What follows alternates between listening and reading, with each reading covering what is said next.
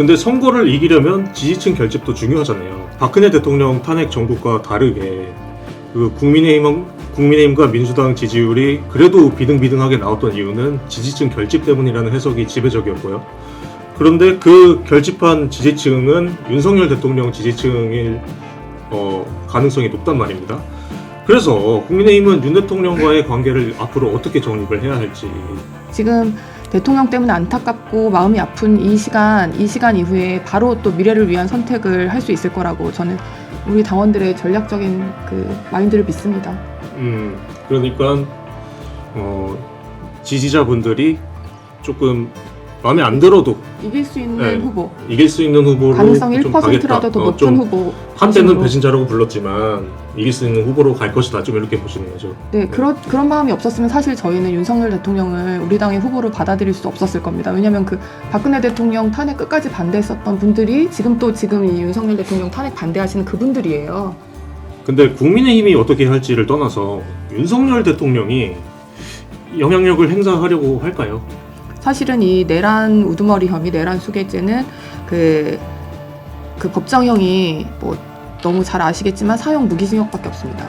지금 이 오늘 파면 결정이 난 것보다 사실은 비교할 수 없을 만큼 한 개인에게 있어서는 가혹한 결과이기 때문에 그거에 도움이 된다면 사실은 어떤 행동이라도 할 수 있을 거라는 점에 대해서 그 부분이 사실 우려스럽기 때문에 윤석열이 지금까지 해왔던 국정 운영의 패턴, 그리고 탄핵 심판 과정에서 본인의 책임을 하나도 인정하지 않고 모든 것을 부하 직원들에게 미루고 책임을 떠넘기고 심지어는 영상과 모든 진술이 있는데도 불구하고 거짓말한 그런 태도를 보면 윤석열은 결국 내란 과정에서, 조기 대선 과정에서 본인만을 위해서, 본인이 살기 위해서라도 뭔가를 이야기를 할 것이고, 그리고 나를 위해서 나를 지켜라라는 그런 방향으로 흘러가지 않을까.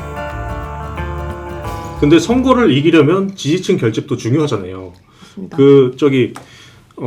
지금 탄핵 전국에서도 박근혜 대통령 탄핵 전국과 다르게 그 국민의힘과 민주당 지지율이 그래도 비등비등하게 나왔던 이유는 지지층 결집 때문이라는 해석이 지배적이었고요. 그런데 그 결집한 지지층은 윤석열 대통령 지지층일 가능성이 높단 말입니다.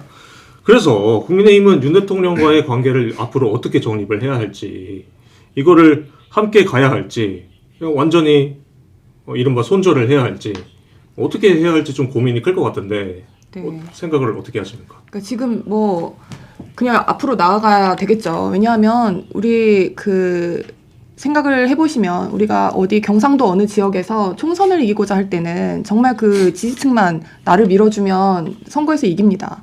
그런데 지금 우리 지난 대선에서도 0.73%로 이기지 않았습니까? 우리 국민의힘이. 그때는 어느 당도 평상시에 지지하지 않는 중도에 있는 그 국민들이 이 어느 후보에게 투표하고 싶은지 그걸 결정을 하는 캐스팅 보트의 역할을 합니다. 그것도 정말 1% 차이로 49대 51로 결정될 것 같을 때 지금 우리 지지층 30%가 똘똘 뭉쳐서 누구를 민다 하더라도 승산이 없습니다. 그렇기 때문에 저희는 박근혜 대통령이 탄핵됐지만 결국에 힘들었던 시간이 있지만 그걸 이겨내고 어떻게 보면 박근혜 대통령 수사했었던 그 윤석열 대통령 우리 당의 후보로 해서 그런 전략적인 선택을 할 수 있는 게 저는 저희 전통 지지층이자 저희 당원들이라고 생각하기 때문에 지금 대통령 때문에 안타깝고 마음이 아픈 이 시간 이후에 바로 또 미래를 위한 선택을 할 수 있을 거라고 저는 우리 당원들의 전략적인 그 마인드를 믿습니다. 그러니까 지지자분들이 조금 마음에 안 들어도 이길 수 있는 후보, 이길 수 있는 후보로 가능성이 좀 1%라도 더 높은 후보. 한때는 배신자라고 불렀지만 이길 수 있는 후보로 갈 것이다. 좀 이렇게 보시는 거죠. 네, 그런 마음이 없었으면 사실 저희는 윤석열 대통령을 우리 당의 후보로 받아들일 수 없었을 겁니다. 왜냐하면 그 박근혜 대통령 탄핵 끝까지 반대했었던 분들이 지금 이 윤석열 대통령 탄핵 반대하시는 그분들이에요. 그분들이 사실 그럼 윤석열 우리 대통령 감옥 보낸 사람인데 어떻게 뽑아 이렇게 한 게 아니고 우리가 문재인 정권으로부터 정권을 되찾기 위해서 집권하기 위해서는 어떤 선택을 해야 되는지에 대한 굉장히 전략적인 선택을 했었습니다. 그래서 오히려 홍준표 대 윤석열 이렇게 그 경선이 붙었을 때 오히려 전통적인 지지층들이 홍준표 후보를 택했어야 했을 것 같은데 오히려 홍준표 당시 후보가 그 국민 오히려 여론조사에서는 훨씬 높았는데도 불구하고 당원들은 똘똘 뭉쳐서 윤석열 이렇게 뽑았거든요. 예, 그런 전략적인 선택을 할 수 있는 게 저희 국민의힘이라고 생각하기 때문에 앞으로 한 달 동안 어떤 일이 벌어질지 좀 지켜봐야 할 것 같습니다. 타당 얘기라 뭐 그렇게 귀띔해주고 싶은 말이 있으실까요? 올바른 방향이십니다. 네. 그냥 그 정도로.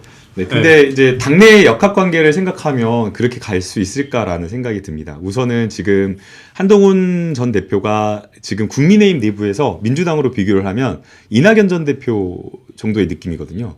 그리고 당 지지층에도 그렇게 미운털이 박혀 있는 상황이기 때문에 한동훈 대표가 아무리 입지나 뭐 이런 것들을 고려한다고 하더라도 저는 당원들의 마음이 눈 녹듯이 녹아가지고 이기기 위해서 저는 그건 쉽지 않을 거라 보고요.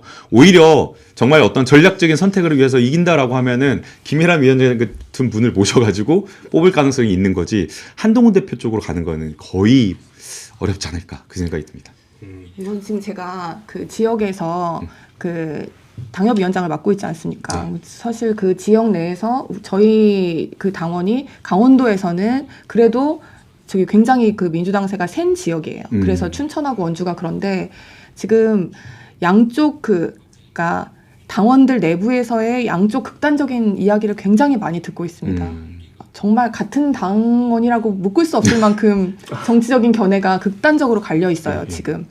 그런데 문제는 지금 저희가 여론조사상으로 봤을 때 그 많이 갈려 있는데 좀 주목해야 될 점이 여론조사상 국민의힘 지지를 한다라고 하는 분들이 이 후보에 대해서 의견 유보가 40% 이상입니다.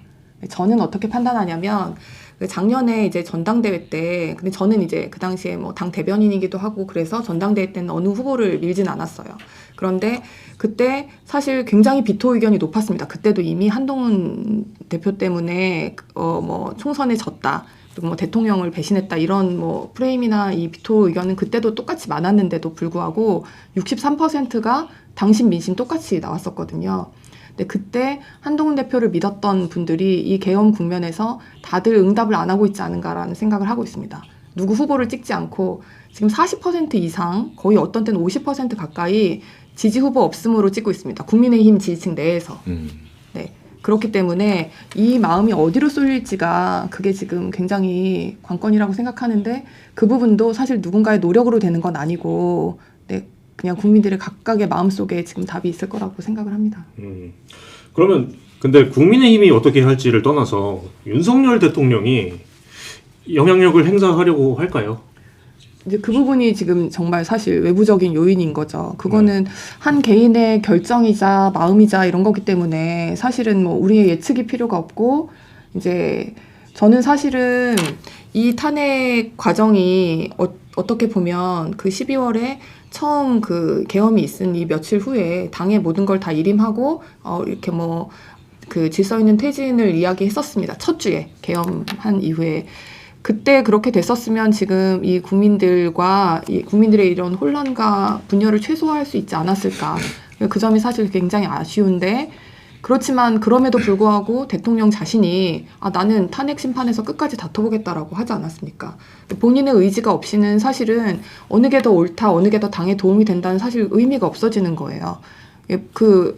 본인이 그 의사를 내려놓고 자진하야를 하는 걸 택하지 않는다고 하는데 누가 강제할 수도 없고 지금도 우리 당이 그러면 조금이라도 집권 가능성을 높이기 위해서 윤 대통령이 이렇게 해줬으면 저렇게 해줬으면 이거 사실 의미 없고 그 개인의 판단에 달려있는 것 같습니다. 그러니까 조용히 계시는 게 낫다고 보시는 거예요?